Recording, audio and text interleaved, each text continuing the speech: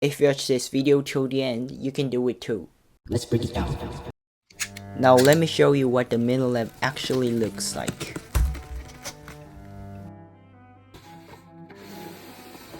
Let's open the box.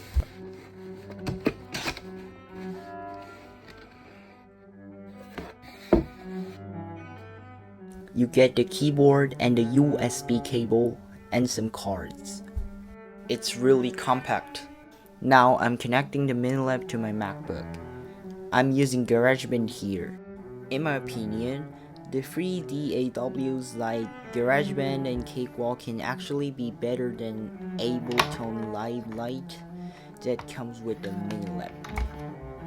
They are completely free and a lot more beginner friendly.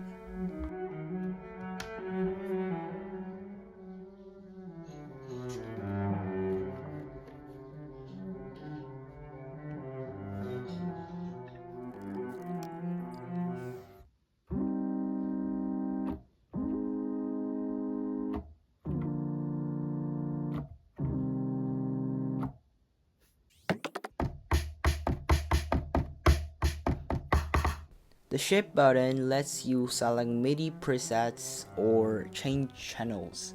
The Pad button switches between banks. You can move between bank A and B.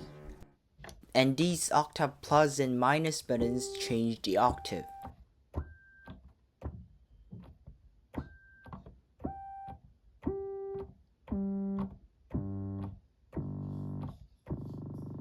Press both at the same time to reset to the default octave. And this is the pitch bend strip. It smoothly bends the pitch up or down.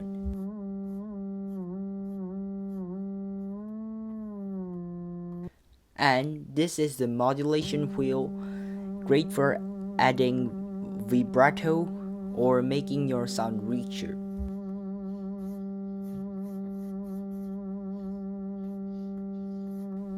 Now I've installed Pigments. You can download it from your Arturia account and the installation is pretty quick. Just create a software instrument track in GarageBand, then open the plugin menu and go to AU Instruments to Arturia to Pigments. That's how you load it. If you don't see Pigments in the plugin list, just try restarting your Mac or rescanning plugins in GarageBand. And that's all. Now you're ready to use the MiniLab MkII. In the next video, we take a look at the free software that comes with the MiniLab MkII, Ableton Live Lite, Analog Lab Intro, and the vintage sound of UVI Model D. See you soon.